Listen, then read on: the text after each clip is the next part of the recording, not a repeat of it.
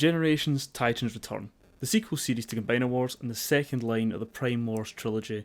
The initial concept behind the line takes inspiration from a concept seen many times over throughout the Transformers mythos, the Headmaster. A Transformer figure whose head becomes a smaller figure and can interact as a pilot, or another head in certain cases for the alternate modes of the figure. Titans Return expanded on this idea to encapsulate all the Generation 1 Master subgroups: Target Masters, smaller robots that turned into guns; Power Masters, or God Masters in Japan, which were accompanying smaller figures that would turn into engine blocks to unlock our Companion Toys transformation feature.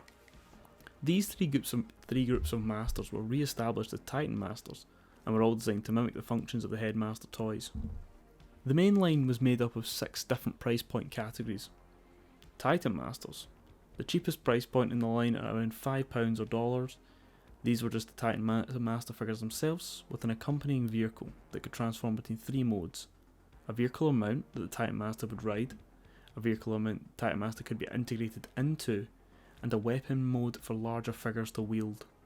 These always seemed to me to be inspired by the old Action Masters line, with a figure transforming apparatus, but not the actual figure. But they also keep me in mind of Mugenbein, an old Japanese toy line with a similar functioning feature about the integration of the figure.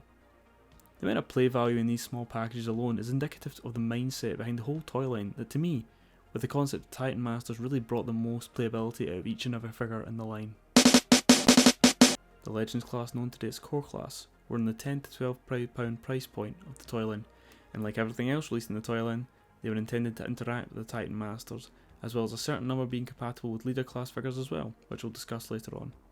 The compatibility of these figures, while taking a toll on the aesthetics of some of the figures, is a worthy trade-off in my opinion. The next price point, Deluxe class, is where the overarching gimmick of the line is best illustrated, with the classic Headmaster setup of one Titan Master and a vehicle or animal that the Titan Master can pilot that turns into a robot.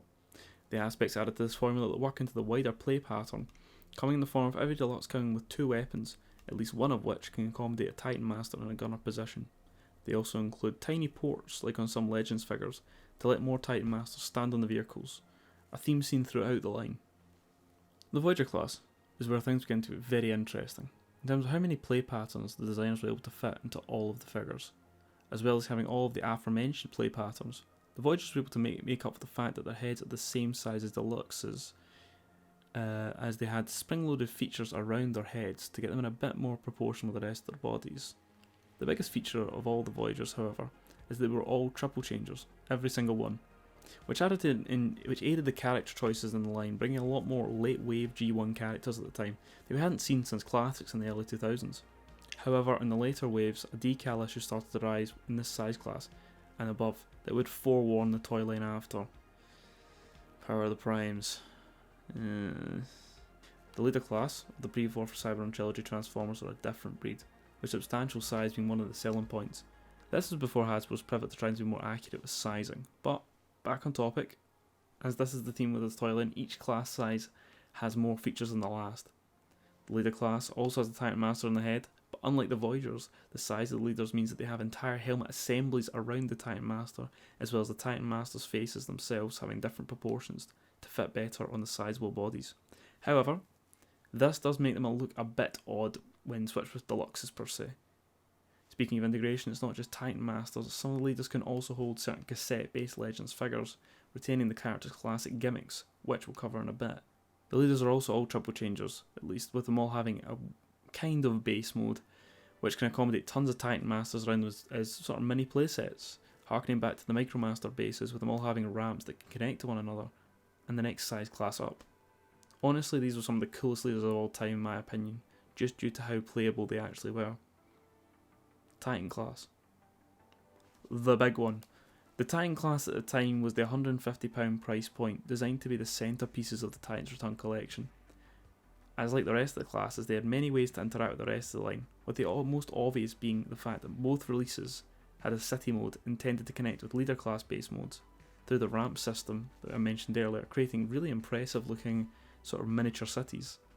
A feature I've actually barely seen anyone use, but I personally thought it was like one of the coolest things ever.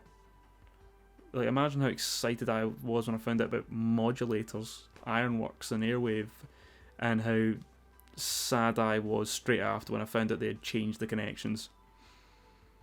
Yeah, still not over that. Anyway, each Titan came with a Titan Master and a smaller body for that Titan Master. The triple changing feature is still here, however, it's actually much weaker than any other size classes that have the triple changing feature. Still, cities are cool, so I'll give it a pass. The first Titans Return toy I technically got was Combiner Wars Buzzsaw. Since it was a bit of a teaser as to what was coming up next, I was so hyped when I saw the 4 max graphics. As someone who's loved the Headmasters since I seen the absolutely epic dub of the series back in the late 2000s. It's brilliant! The reinforcements arrived at the most critical moment. Get over to the space bridge right away! Philip's here to help us! The first wave, when it was revealed and released, had a fair bit of controversy behind it, with some copies of the Titan Master connectors not really being up to scratch at first, after the engineering smash hit that was Combiner Wars' combining gimmick, as well as the in particular Voyager Galvatron's helmet assembly and the way the cannon was mounted on the arm, caused a fair bit of disappointment from a community that, unlike today, didn't have endless Galvatrons on offer, only having the Universe Deluxe or the Energon Voyager to fall back on. The other Voyager release, Sentinel Prime, however, was pretty warmly received. However, lots of people waited into his eventual repaint into Astrotrain due to his stylised train and shuttle alternate forms. The Legend class were a bit of a mixed bag as well, starting strong with a fan favourite character at the time thanks to his appearance in the IDW comics, Rewind, who with his wavemate Stripes were both triple changes Legends figures going from a tank and a jet to chunky smartphone type things, pagers. I'm saying that I don't know what a pager is, but I think it's like a smartphone, but thicker. Thick smartphones that could be inserted into the leader class blaster, which I never got since I heard there was going to be a Soundwave in Wave 2, and I assumed it would be the same mould. The Deluxe class really established the tone of the line, with the first selection of characters being one classic Headmaster from each faction, and Blur and Scourge as Titan Masters, representing the late G1 focus of the line overall. One of the most controversial figures in the first wave was Power Master Optimus Prime, as he was missing many of the key features of the original toy, a trend that has actually only become more prevalent today, unfortunately. Wave 2 was when the line hit its stride with a full classic Headmaster Deluxe lineup, and the much anticipated at the time leader class Soundwave, which was accompanied by a full Legends wave of Frenzy, Laserbeak and Ravage to go along with it. That Buzzsaw from earlier finally paid off. It also included the inevitable Astrotrain repaint, which was actually a bit maligned for its toy-based colour scheme, instead of the inspected cartoon colour scheme, which a lot of people went to Takara for. The second wave also had a really off-the-wall alpha male Alpha Trion. Like the guy was on Tren or something, like he was absolutely ripped. Very strange, but it's a cool figure nonetheless, and he's still the Alpha Trion that I have representing in my collection. The wave also seen a release of classic-inspired Titan Masters in 8-Face, Skytread, Brawn and Clobber, a Grimlockish character based off the Wave 1 Crash Bash. However, this was slightly concerning, considering if they released 8-Face and Brawn in Wave 2 for Titan Masters, would you be getting them in full scale? The third wave that came out at the time was when things started to get wacky, with a getaway based off the Chrome Dome mold. Sorry everyone. Autobot Breakaway? What? It's good to see more Power Master representation though. Autobot Breakaway, however, being a simple repaint with a new faceplate is clearly how Hasbro was able to get away with bringing out one of the best hot rods we'd seen to that point. The two real standout deluxes for this wave, however, were Trigger Happy and Twinferno, which was a renamed Double Cross. To be honest, it's probably a better name than Double Cross, probably more accurate. Twinferno seems a bit better, to be fair. I'm not backing down. Don't back down, double down. The first, because of its interesting engineering, the community went crazy over for a surprisingly short time, as he would be done the very next wave. This is Trigger Happy. And Twinferno, because nobody expected them to bring back a monster bot, and with a Titan Master based off the Battle Beast character Pirate Lion. It was a real unusual release at the time. Once again, it was a different era before the renaissance that we're living through now.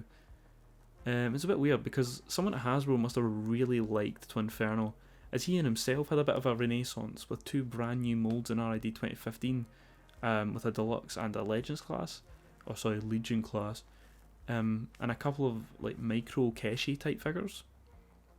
Anyway, yes, Wave 3. The Titan Masters were kind of lackluster, but we did get a cool rendition of Fangry. However, I never found them here, and there's been a Deluxe release since, so I'm not too interested in getting them anymore. The Voyagers of this wave were kind of similarly lackluster, existing really to get the Optimus and Megatron representation in for retailers, and clearly using the molds for Blitzwing and Octane in one of the clearest early instances of what the Transformers community now calls pre-tooling, where the mold's primary intended character is released after the repaint. The Legends lineup in comparison was pretty strong, with a kickback to round out the team of Legends scaled Insecticons Hasbro has been releasing since before the Prime Wars trilogy. A hatchback style Bumblebee that's overall pretty solid if you exclude the upper arms with its massive panels. A concession to fit in the Titan Master inside his vehicle mode, still pretty good classic representation considering the other offerings we'd had until then. And then there was one of the greatest releases of Titan Return, my boy No. Look at him. Isn't he just the greatest thing you've ever seen? So of course I got 3 of them. While his robot mode's legs leave something to be desired, both modes are great fun, and this wave of Legends definitely we're getting more creative in ways that they integrated the Titan Masters, with Kickback gaining a semblance of his Warrior origins and not being able to hold a little man in his mouth. Bumblebee kind of dropped the ball with the way you have to half untransform to actually get them in at all, but it's understandable. The real star of this wave though was none other than Six Shot. It's honestly strange how little of the figure we see nowadays. Maybe it's because of the knees of the stickers, but I thought he was one of the most interesting figures in the Prime Wars trilogy, with the engineering giving him all 6 modes, with even the bonus secret 7th, as well as having some of the best Headmaster integration in the line, and in fact not even needing to remove the Headmaster unless you want to give the Wolf mode a Naruto style headband. The Titan Master itself being a morbid reference to Chrome Dome's friend Jack was also an interesting touch. Forgive me!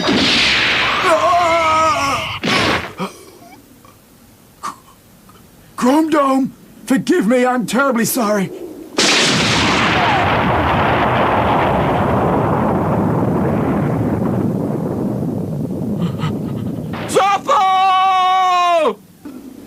We failed again. Okay, let's attack!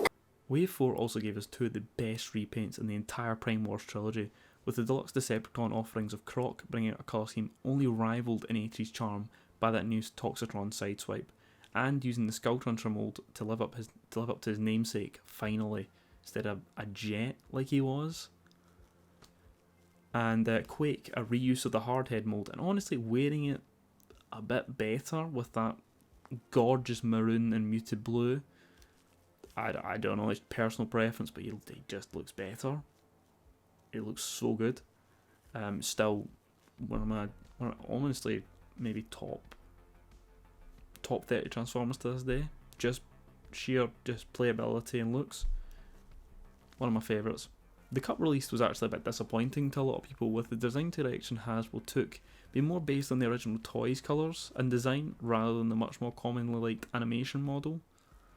However, it was quickly forgotten, as was Trigger Happy, when people got their hands on Top Spin, hailed as the Deluxe Plus at the time by I think it was Vangelis? Pretty sure it was Vangelis. Who knows? I'm not checking. Point is, people absolutely loved this figure. I unfortunately never got my hands on it, or his remold brother released later, as I was saving up for something else at the time. The Voyager of the Wave Broadside, a massive retool of Alpha Triumph, was another one that I also missed out on. I just wasn't a fan of the stickers I was seeing more and more of, and the jet mode didn't seem to interest me that much, because, look at it. I'm hoping he gets justice in the next few years, since we've had new versions of the other Autobot Triple Changers. However, the reason why I skipped on those 2, especially, was to get my hands on this guy, Sky Shadow. Originally called Black Shadow in Japan, this was a Transformers Victory character as a leader class in a mainline Hasbro toy line. It may not sound too insane today, after having the HasLab Victory Saber, but back then it was a real event. Well, he did have a deluxe release as a remold of Thunderwing. This was next level. However, I feel like a lot of people slept on him, as it was obvious who he was a pre-tool for, with his separating jet and tank alt modes. However, he was incredibly well done in terms of aesthetics. However, I think he's one of the most obvious examples of why leaders have evolved in the way that they have, as the plastic is really stretched thin over this guy. Clearly designers were having a hard time keeping the size up with the budget, a trend that gets really bad in Power of the Primes. But, in my case, I didn't mind, as Sky Shadow's playability was incredible, being able to separate into two big drivable vehicles and a deployable drone a Titan Master could sit in, as well as having a serviceable base mode, which was appreciated after six shots sort of lackluster tank base thing. The fifth and final wave of Titan's return was definitely the last hurrah, with a Legend Sea Spray, a figure so fun to this day. He's still one of my most picked up figures from my shelf, as you can see from all the damn yellowing. Like, how is this still an issue, Hasbro? This was over half a decade ago. Oh my god, it was over half a decade ago. That was over half a decade ago, Jesus Christ. I'm getting old. Anyway, enough of my existential dread. They also re-released a Legends Cosmos, presumably to fill out the last wave and offer a version of the characters without the absurd aftermarket upcharge. The only issue is Cosmos has no Titan Master integration, which was a bit of a poor show considering the rest of the wave. They didn't even try to fan mode it like other re-released Legends across the pond in Japan. In the deluxes, we saw the completion of the Decepticon Target Master robots, with Misfire and Slugslinger, both smart remolds, however missing something. I can't put my finger on it, but neither of them are able to capture Trigger Happy's magic the same. It's sort of the same feeling I got with Fortress Maximus being remolded from Metroplex. There are some bits where it just feels not right. That's not to say they're bad figures in any way. They still pop off hardcore, and as a squad they absolutely slam.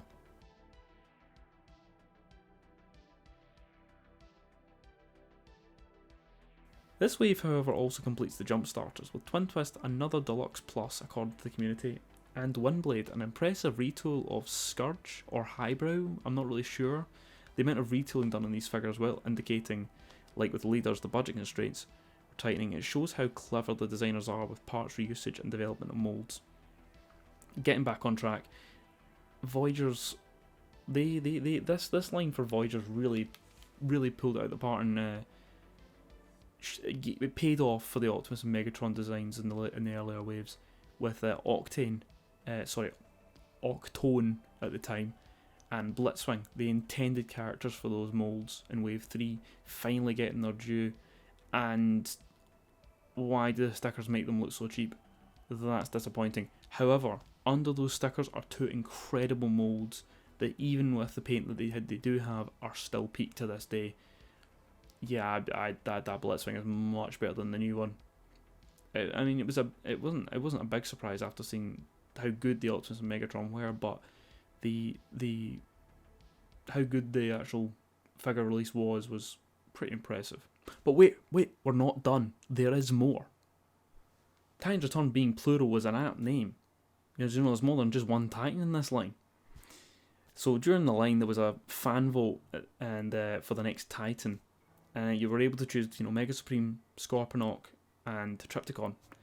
The latter one, much to my disappointment at the time. How did I not realise they were going to get released years later? I'm very stupid.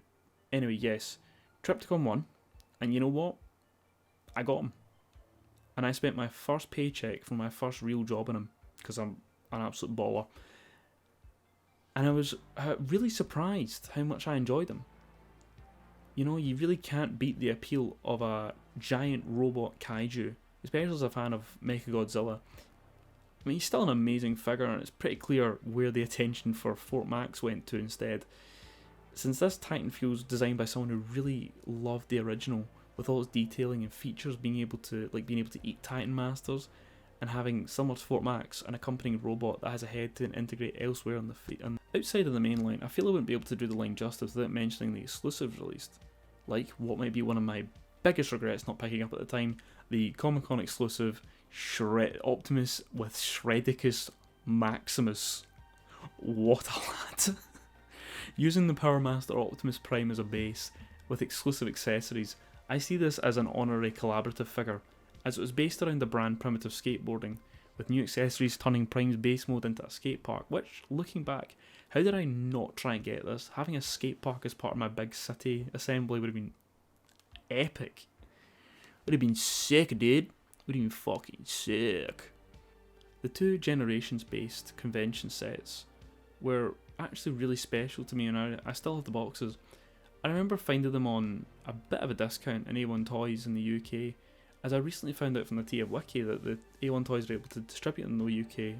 But why were they so impactful? Well, the first set was none other than an improved version of the Fortress Maximus released with the remolds made for the Kara Legends line, with a Fortress head for Cerebros and the Master Sword, not that one, that could break down to be wielded by the full figure and just Cerebros as well. It also had a white chest. Now, don't ask me why. This is a personal sort of character interpretation, but to me, Fortress Maximus should have a white chest with a bit of red in it and a green breast window. It's just how I picture the character. And when Hasbro's original offering released without that white chest, on top of all the missing features it had, which were many, I resigned myself to waiting for the Takara release. But when I seen it and it found that it had blue window and horns, I was a bit disappointed. But my prayers were answered, at least somewhat. When this was unveiled to be at Comic-Con, I didn't know how I would get it, but I knew I needed to find a way to get this. And it was the exact same thing with the second set called Titan Force. It was an odd name, but it was reminiscent of the Combiner Hunters set from the year before, with 3 figures. 2 of which of these figures I wanted, namely Windblade and the colour scheme based off Fort Max, using the much more stable and solid RID mould from 2015 compared to her original Generations mould, and an orange translucent Sentinel Prime which looked way better than his original release. Mine actually was a bit misassembled, but it's fine, it doesn't really make a difference because he's transparent, you don't notice it. They were cool, but the big reason I wanted this set was the third figure, Deluxe Brainstorm. And like, why would you do this? Why would you do this, Hasbro? Like, this was the last one that we couldn't complete our Headmasters without this. The only other option for a Brainstorm was a Walgreens exclusive that never seen a UK release because we don't have Walgreens. And this release having the cartoon colours, which I much preferred over the Walgreens sort of bathroom green tones, was the last figure outside of Fort Max that I needed to complete my main Ultimate Headmasters. And I just remember getting this set, begging my mum to get this, and having to wait until my birthday at the time. So this must have been the late summer, and my birthday's later on in the year, and I had to wait so long for these. And the hype was so real at the time, and that's what made these so special, was just the memory of just waiting so long for these guys, but knowing that I had them. But it was like, the hype was so big, and it was finally just completing that classic Autobot Headmaster cast from that show. Outside of Comic-Con, the exclusives got wacky. Well, maybe wacky isn't the right word, but things got a bit weird. The story goes that there were meant to be 4 box sets that would each correspond to a symbol on the collector's cards, which can be seen on the box, with the first being a Toys R Us exclusive. Yeah, remember that place existed? The box set consisted of Quick Switch using the 6-shot mould, a variant of Optimus Prime repainted in laser Prime colours, the much requested Nautica from the IDW as a remold of Blur, which still to this day is such a popular figure that people will buy the set, sell the rest of the set, and just keep Nautica. It's insane how sought after this figure is. And diecast Titan Master Rodimus Prime. It was just a wee Titan Master that had a diecast faceplate. Bit of an odd inclusion with all these sort of box sets, but you know, it's good to have a spare head, I guess, you know. The Legends class of the set was the main indicator as to what happened, as Fastlane, renamed Fast Clash, apparently. Like, some of the renaming in this line was not good, but was the first of 4 clones, 2 for each faction, and with 1 planned per set. The second set, a Big Bad Toy Store exclusive called Siege on Cybertron, which was that a future reference? Because I get the feeling that can't have been a coincidence, really. Siege on Cybertron. Siege War for Cybertron. Come on. That had to have been in the thought process. Anyway, yes, the set contained a minor repaint of the Legends Super Genrai mold, which was good to make them available in the West somehow, as the original Western release seemed really lacking in a few major spots, as well as that deluxe Metal Hawk using the Trigger Happy mold. A very Super God Master Force themed set so far, which was why I was wanting this set. And then there's Tidal Wave, which I guess cool. I guess using the broadside mold. It's a good way to reuse that mold, because I don't know who else they would use. I wonder if they'll do the opposite with the new Titan class. Titan class broadside. That'd be sick. Anyway, yeah. They also included a die-cast Titan Master Thunderwing. I mean, Metal Hawk was also a pretender, so it kind of fits the theme, I guess. The smoking gun of the set, Pounce, was the first of the Decepticon clones, and the other 2 clones were rebundled into a 2-pack and shipped out as another Walgreens exclusive. The hardest exclusives to get were also part of this theory of the 2 sets that never got released, as I believe that the 2 other clones that were rebundled into a 2-pack and shipped out as another Walgreens exclusive along with the Brainstorm. These 2 sets were released, one at HasCon and one at Comic Con, and these were some of the hardest to get. Was the, well, at least from what I've heard, Titan Return RC, the Deluxe RC, and the Titan Master Ultra Magnus, which was released at the HasCon and later brought to Comic Con. And I think this is one of the best RCs we've ever got, and she sits on my shelf as the Headmaster RC that we never got in Generation 1. And the second box set was Grotesque with a Titan Master Scorponok. These little tiny Titan Masters, I think, were also leftovers, as well as the deluxes, from these other 2 sets that they cancelled. And yeah, this set was available at Comic Con and continued the Monster Bots team, with Repugnus getting upgraded to a deluxe later on, and after Titan's Return. However, this Repugnus set really had me disappointed at the time, as I'll be honest, I was still a bit salty over Scorponok winning the fan vote, and getting a Titan Master of him instead, at what should have been, in my opinion, his time to fully shine as a Titan class instead of a Titan Master, was a bit of a slap, to be honest. Looking back though, it actually would be pretty good if you're trying to make a Marvel Comics scaled custom Scorponok. Now that I think about it, he would work quite well.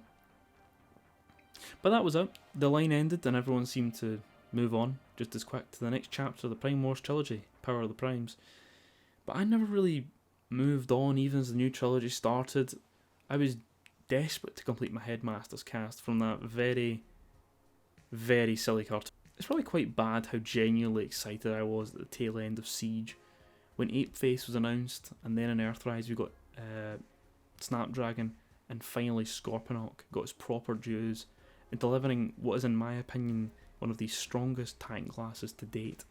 The classic Headmaster characters actually saw re-release not too long ago as retro releases, using the more classic faceplates from the Takara Legends line, but I'll be covering them more on a video focused on Takara Legends because, wow, there's a lot to talk about there. Also, I know they don't technically count as Titan's Return, but I sort of see them as an epilogue to Titan's Return through Cogman and the Nitro Zeus / Thundercracker / Nitro Boss mold. They all have this weird sort of Titan Master compatibility, and I'll be honest, I was so disappointed to not see it happen in the film, but I think that whole last night was just a complete mess, so I don't know how they would have done it, but I would have been interested to see it, you know. But the Thundercracker mold for Studio Series is actually a body for my Overkill now, so at least it gets used. Anyway, thanks for listening all the way to the end. Now, go touch some grass.